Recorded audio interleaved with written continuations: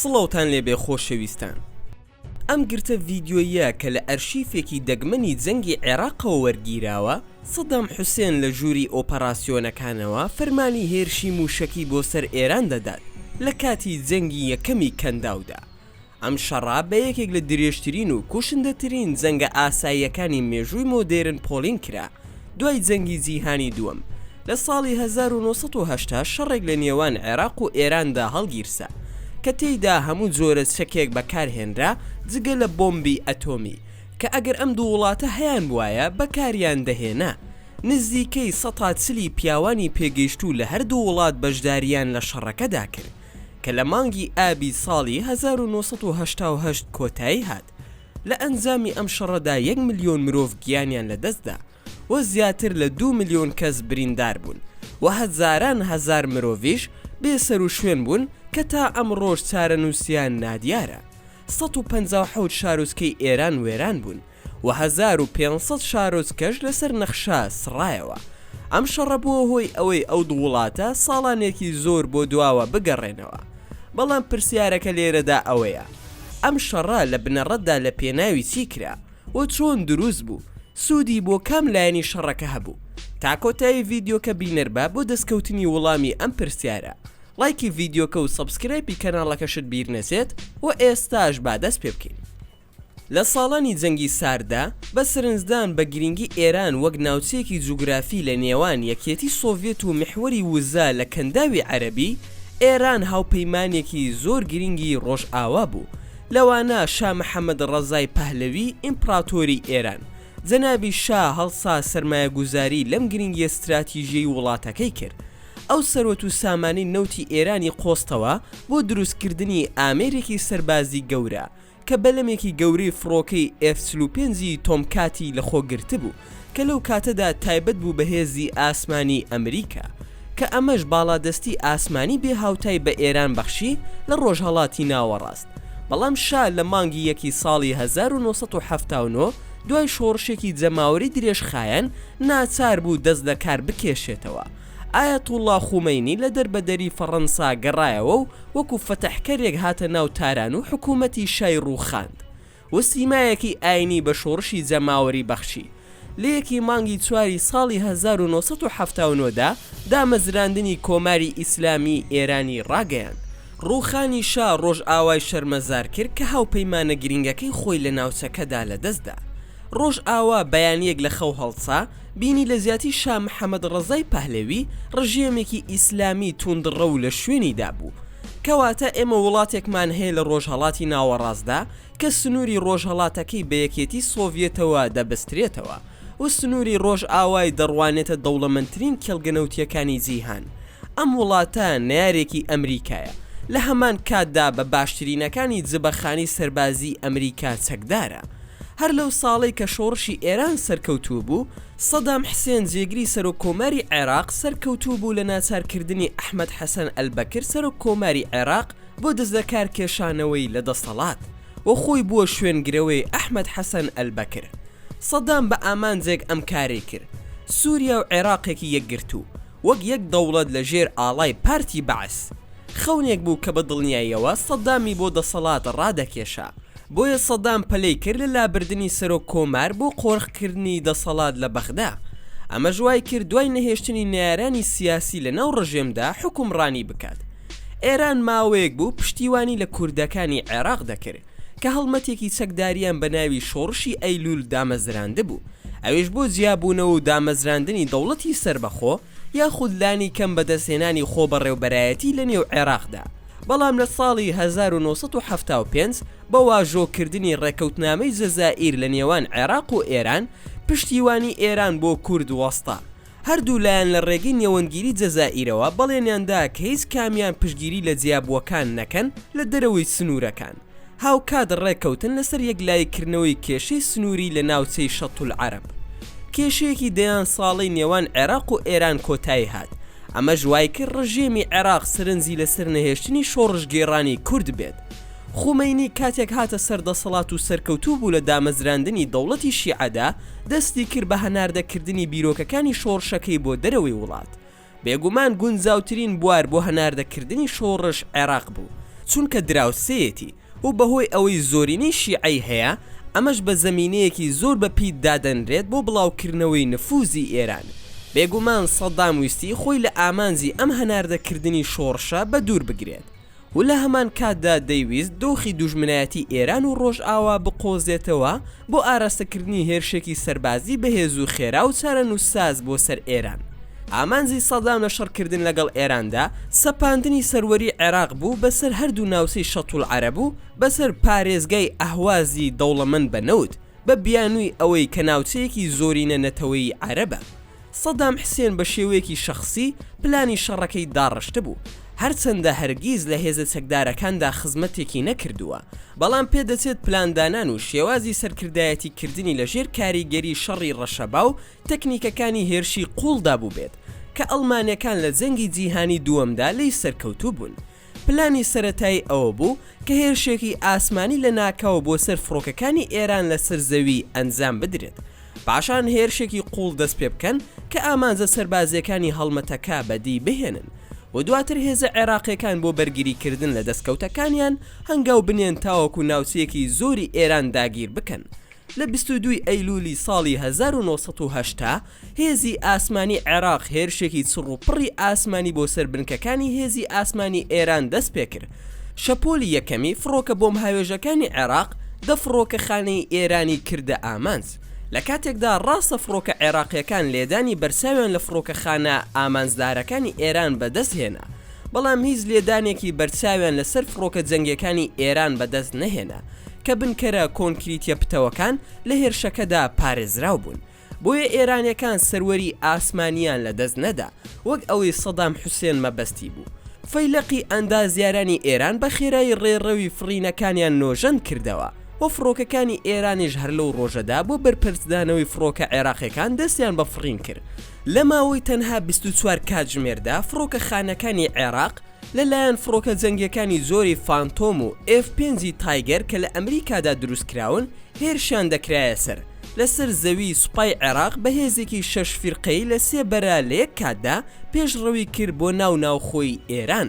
زۆربەی هەوڵە زەمینەکانی عێراق بە هێزێکی 4 فیرقەی بەرەو خوزستان ئاراستە کرا کە ئامانزی سەرەتایی کۆنتڕۆڵکردنی ڕێڕەوی ئاوی شەتوڵ عەرەب بوو. پاشان داگیرکردنی خوزستان. دوو فیرقەی دیکەش میحوەرێکی بەرگریان پێکێنا بۆ بەرپەرزدانەوەی هەر هێرشێکی بەرپەرزدانەوەی ئێران بۆ سەر فیرقە هێرشبەرەکان.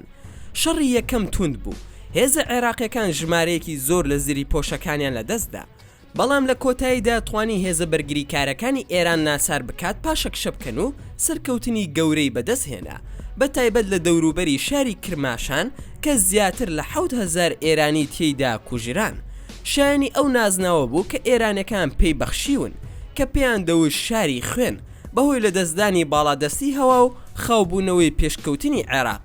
ئێرانیەکان دەرفەتیان پێدرا کە هێزەکانیان کۆ بکەنەوە و تا کۆتایی ساڵی 1970 سوپای عێراق تاکتیکی شەڕی گۆڕی لە هێرشەوە بۆ بەرگریکردن و دەستی کرد بە بەکارهێنانی هێزی یەدەک. شەڕەکەی لە هێرشێکی لە ناکاوەوە کردە شەڕێکی درێژخایەنی پەردبوون.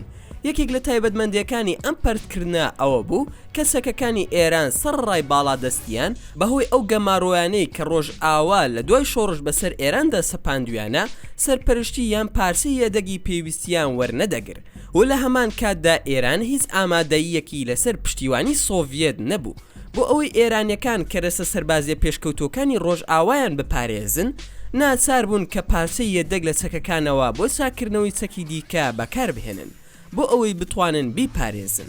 بۆ نمونە یەک فڕۆکەیان دەبرد و دووسێ فڕۆکەیان لەگەڵدا چاک دەکرد یان تانکێکیان دەگۆڕی بۆ پارسەی یەدەک هەتا بتوانن تانکە لە کارکەوتوەکانی پێچاک بکەنەوە. ڕاستە ئەمە لە ژێر فشاردا بە ڕەفتارێکی باش دادەنرێت، بەڵام کاریگەری نەرێنی لەسەر کۆگای سەکەکان دەبێت. بۆ نمونە نیوەی فڕۆکە بێفڕۆکەوانەکانی تۆمکاتی ئێران وەک پارسەی یەدەک بۆ نیوەکەی تر لە کاتی شەڕی ئێران و عێراقدا بەکارهێنراون. فڕۆکە هەبوون بەبێ ڕادار دەفڕی چونکە خودی ڕادارەکە هەڵوەشایەوە بۆ ئەوەی لەسەر فڕۆکەکانی تردا بنرێت. سوپای عێراق لەو سەردەمەدا بە باشترین سەکی سۆڤێت و فەڕەنسی چەکدار بوو. هێزەکانیشی چوارەم گەورەترین هێزی جیهان بوو. کردنەوەی هێرشەکە لەسەر 4 میحوەر بەرەیەکی دروست کرد کە لە پێویست درێژتر بوو. پێشڕەوی هێزە عێراقیەکان لە قوڵایی ئێراندا هەڵەیەکی بنەڕەتی بە ناوی زیادەکێشان یان زیادەکێشانی گەورە دروست کرد.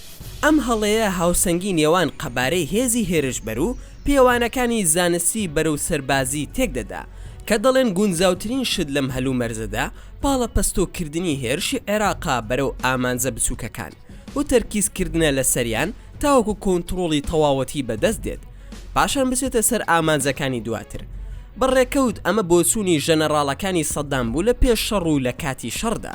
ئەوەی لەسەر زەوی ڕوویدا ئەوە بوو کە هەر هێزێک لە بەرەیەکدا شەڕی دەکرد بە ژمارەیەکی کەمی سەربازی چونکە پێویستی بە پشتیوانی باقی هێزەکان بوو.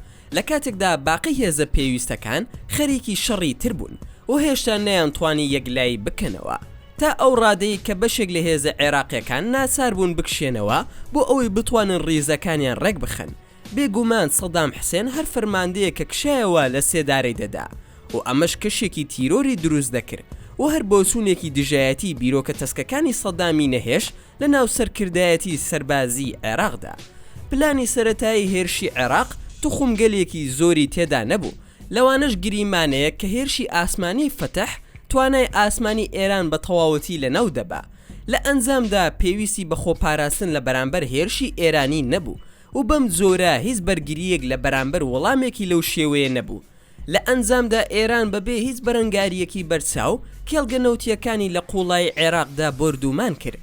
لەلایەنی سیاسیەوە پلانی سەدام بۆ لەشکرکێشی لەسەر ئەو باوەڕە بوو کە ئێران لە دوای شۆڕشەوە لە گێژاودایە. ئەمە ڕاستە، بەڵام ئەوەی ڕاسترە لەشکرکێشی عێراق دیاریەکی گرانبەهای بە ڕژێمی نوێی ئێران بەخشی. لەشکرکێشی عێراق دوژمنێکی استراتیژیکی بۆ شۆڕشی ئێران دابین کرد تا ببێتە بیان و بۆمانەوە بوو بە ئامانزێکی نەتەوەی یەکگرتوو بۆ گەلی ئێران کە لە دەوری سەرکردایەتی نوێی خۆیان کۆدەبوونەوە و بۆ ڕوبەڕووبوونەوەی دوژمنی دەرەکی پێکەوە یەکگرتوو بوون. واتە ئەو توخمە ناوخۆیی کە سەدام لە سەرەتای هێرشەکەیدا پشتی پێبەستە بوو لە ئەنجامی خودی هێرشەکەیدا نەما. سەدان هەزار گەنجی ئێرانی لە ڕێگادا بەرەو بەرەی شەڕ وێزگەکانی شەمەندەفەر و پاسیان پڕ کردبوو. لە دیمەنێکدا کە بە شێوەیەکی سەرنجڕاکێش ئەو کۆکردنەوەیان بیردەخاتەوە کە لە کاتی جەنگی جیهانی یەکەمدا لە ئەوروپا ڕوویدا. ئێرانیش لەسەر بنەمای لۆکاڵی یەکە سەربازەکانی پێکهێنا. سەربازەکانی هەر کەتیبەیەک خەڵکی ناوچەیەک یان گوندێک بوون، گەنجێک بوون کە پێکەوە گەورە بوون و شان بەشانی یەکتر شەڕیان دەکرد بۆ ئەوەی زیاتر لە جەنگی جیهانی یەکەم بچێت. ئێرانیەکان شەڕی خەندەقیان بەکارهێنا. سیستەمی بەرگری ئێران بە پلەی یەکەم لەسەر هەڵکەندنی تۆڕی زەبەلاحی خەندەق بوو. ئەمەش چارەسەرێکی گونجاو بوو بۆ ئێران کە توانای زری پۆشی زۆر لاواستری لە عێراق هەبوو.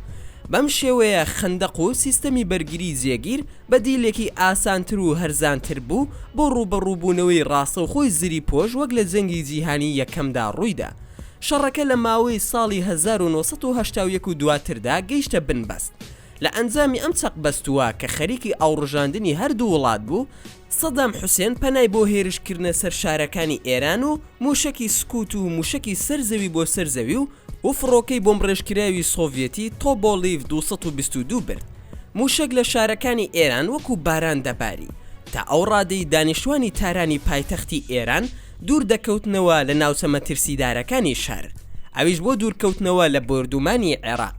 ئامانجی سەدام حوسێن لە بردومانکردنی شارەکانی ئێران شکاندنی مۆڕاڵی گەلی ئێران بوو. ئەمەش کاریگەری پێچەوانەی هەبوو بۆ پێی بردومانەکەی عێراق تەنها هەستی ڕق و تووڕێی زیاتر کرد و خواستی تۆڵەسەندنەوەی زیاتر کرد.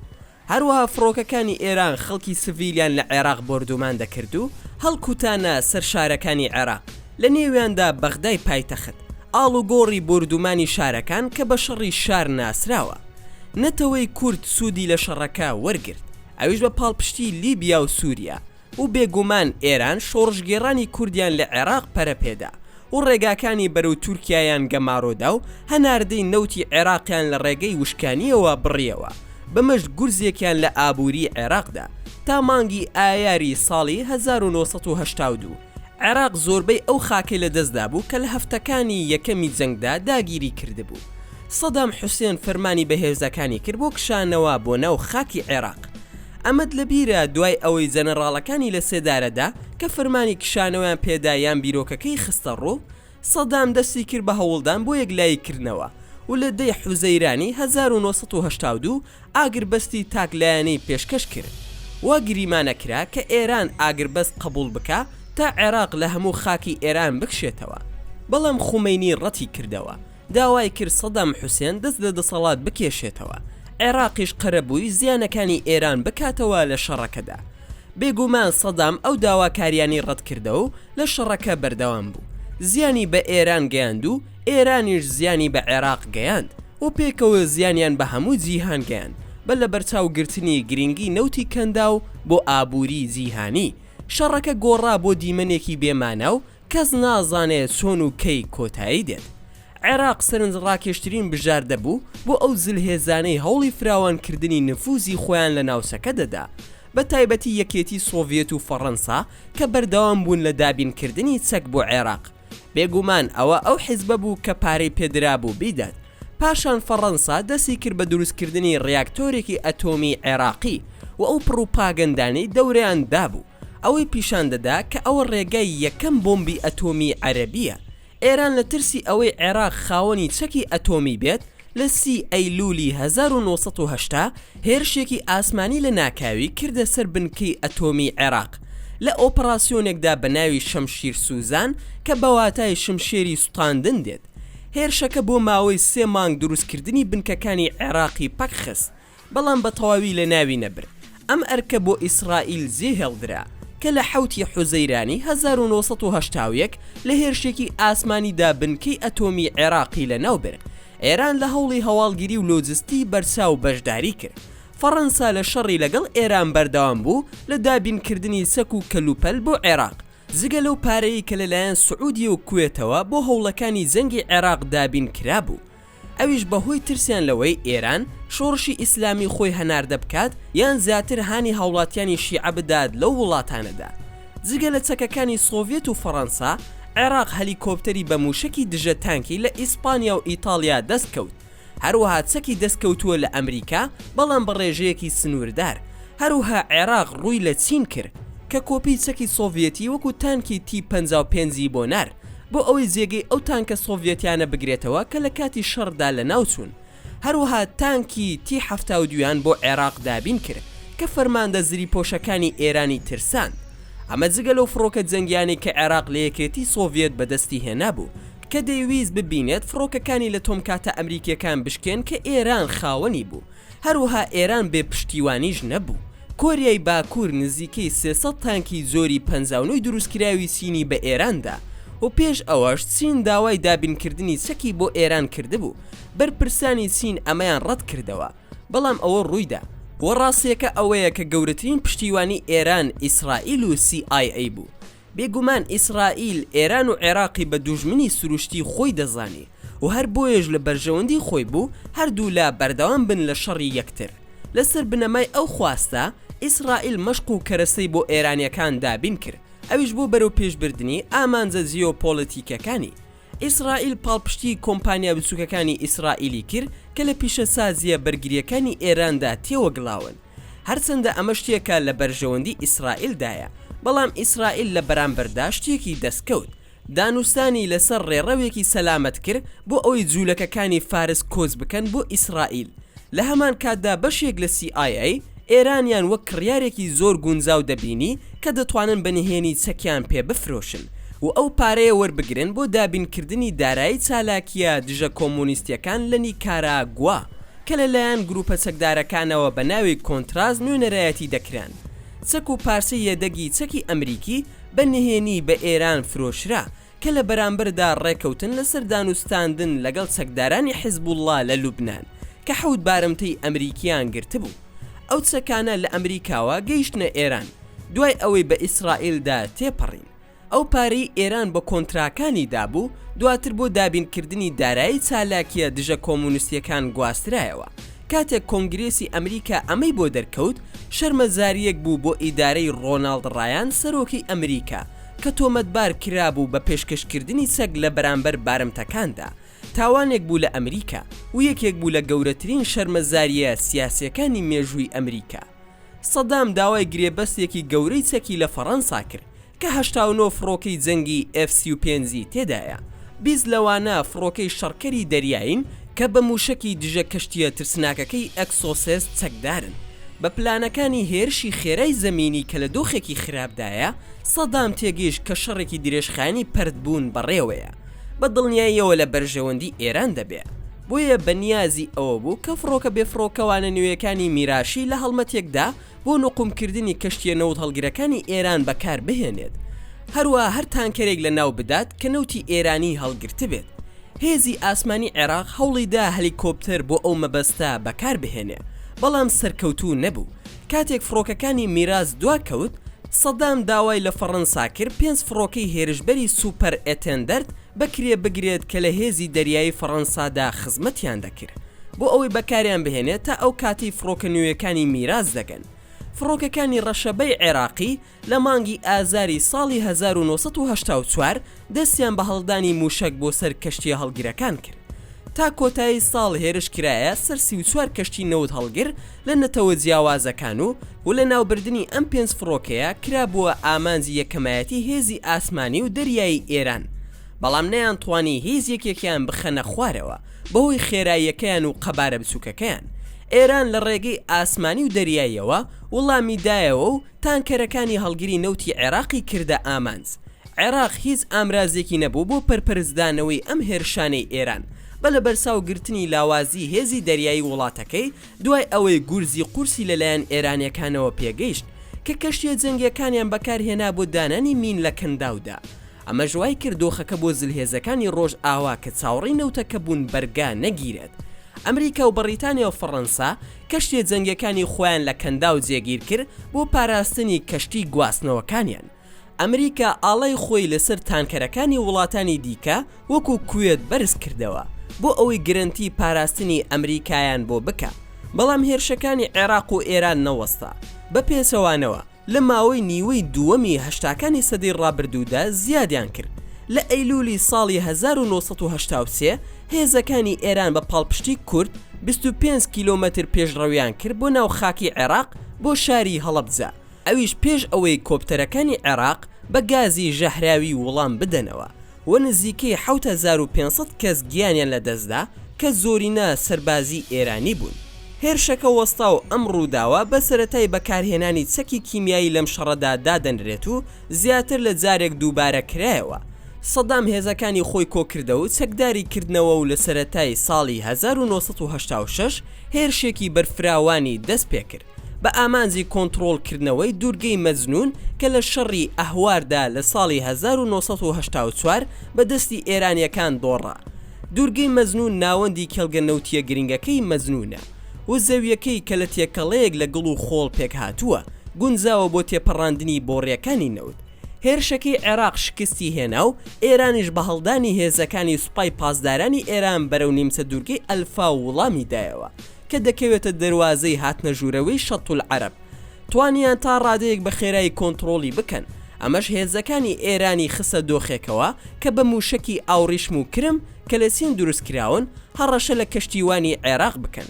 لە ساڵی 1970دا سەدام حسێن دوجار ڕازی کرا کە پاشەکشە بکە لە بەڕێوەبردننی شەڕەکە لە بەرژەوەندی سەرکردە جەنگە بە ئەزمونونەکانی، بەڵام ئەو پێگە استراتیژی کە لەسەر زەوی ڕادەسیان کرد تا ڕادێکی زۆر لە بەرژەوەندی ئێران بوو. لەم کاتەدا ناوخۆی ئێران گەیشت بووە حاڵەتێکی ماندووبوونی تەواو، هەموو شتێک خوێنی لێ دەرەچوو، چەک و هێزی مرۆی و مۆڕاڵ و شەڕی تانک زیانی بەزل هێزەکانی ڕۆژ ئاواش گەیاندەبوو کە چیتر ئارەزووی پشتیوانی عێراق و ئێرانیان نەما، چونکە شەڕەکە دەستی کرد بە کاریگەری ڕاستە و خۆ لە سەریان. دوای شکستهێنانی هێزەکانی ئێران لە پێشڕەوی لە ئەلفاوی باشوورەوە بۆ بەغدا لە باکوور، ئێرانیەکان ئۆپەراسیۆنە سەرەکیەکانیان ڕاستە و خۆ بەرەو باکوور گواستەوە بەرەو پارێزگای سلێمانی. ئێرانیەکان لە باشوور لاواسترن و هەر ئەوەش بووە هۆی ئەوەی کە عێراق ئۆپەراسیۆنێک بۆ ئازادکردنی ئەلفا و ئەنجام بدەن کە ناویان لێ نابوو ڕەمەزانی پیرۆز و لە حەفدەی نیسانی ساڵی 1970دا ئەنجامدرا. ئۆپەراسیۆنی ڕەمەزانی پیرۆز 36 کاتژمێری خایان هەمە لایەن نەبوو. ئەنجامە زەبەلاحەکانی بەدەستهێنا و زیانێکی زۆری بەسەر ئێرانیەکان گەیاند. سوپای عێراق لە ئۆپەراسیۆنێکدا شاری شەڵەمچەی کۆنتڕۆڵ کردەوە، شکستێکی دیکەی بەسەر هێزەکانی ئێران لە ڕۆژهەڵاتی بەسڕە گەیاند. عێراقیەکان خەسارێکی زۆریشان بەسەر ئێرانیەکان گەیاند. پاشان هێرشی سێم دەستی پێکرد و تێیدا عێراق دوورگەکانی مەزنونی بە تەواوی کۆنتڕۆڵ کردەوە. ڕاستەوخۆ دوای ئەوە هێزەکانی عێراق هێرشیان کردە سەر باکوور لە ناوچە کوردنشینەکانی کوردستان کە لە ڕێگەیەوە توانیان هێزەکانی ئێران لە بەرزایەکانی عێراق دەربکەن. لە شکستێکی گەورەدا بۆ سوپای ئێران بۆ هۆی دوورخستنەوەی ژمارەیەک لە سەرکردەکانی لەوانش سەرۆکی ئەرکانی سوپای ئێران لە مانگی حوزەیرانی ساڵی 1970 عێراق تەواوی ناوچەکانی سلێمانی ڕزگار کرد. هێرشێکی دەست پێ کرد و تیایدا شاری مێهرانی ئێرانی داگیر کرد و دواتر کشایەوە بۆ ناو عێراق. دوای مانگێک هەمان پرۆسی چوونە ژوورە و دەرچوون لە دێهلیرانی دووبارە کردەوە و هەروەها پاش چەند ڕۆژێک دوای کۆنتڕۆڵکردنی دێهلێران لی کشایەوە. لە 18 تەمموزی 1970 ئێران قبولکردنی بڕیارنامەی ژمارە 598 ئەنجومەنی ئاسایشی ڕاگەیاند. ئاگر بەست و کۆتای هاتنی شەڕ لەگەڵ عێراق لە بەیان نامەیەکی ئایەتوڵڵا خومەینیدا ڕاگەیاندرا و تیایدا ئاماژەی بەوە کرد کە شەرم لە قوربانیدانی گەلی ئێران دەکا و بە بڕیارنامەی ئەنجومەنی ئاسایش ڕازیە وەک ئەوەی کوپێک ژەهر بخواتەوە. تۆپەکان وەستان هەردوو لا دیلیان ئاڵوگۆڕ کرد و دانوستانەکان بۆ ڕێککەوتن لەسەر گەڕانەوە بۆ سنوورەکانی پێش جەنگ دەستی پێکرد. بەم زۆرەش جەنگەکە کۆتایی هات و لێرەشدا گەیشتینە کۆتایی ڤیدیۆکەی ئەمڕۆمان. ئەگەر ڤیدیۆکەتان بەدڵ بوو ئەوە هەر ئێستا لایکی ئەم ڤیدیۆمان بۆ بکەن و هەروەها شێری بکەن لەگەڵ هاوڕێکانتاندا و لە بیرشتان نەچێت ئەگەر ئەتانەوێ هەمیشە بابەتی ناوازە لە کەناڵەکەی ئێمە ببینن ئەوە هەر ئێستا سبسکرایبی کەناڵەکەمان بکەن و زەنگۆڵی تەنیشتی سبسکرایبەکەش چالاک بکەن. دووبارە و سێبارە سوپاس بۆ تەماشاکردنی ڤیدیۆکە. تا ڤیدیۆیەکی تر و تا کاتێکی تر هەر شاد و بەختەوەر بن و خواتان لەگەڵ بێت و ئامانەتی خودا بن.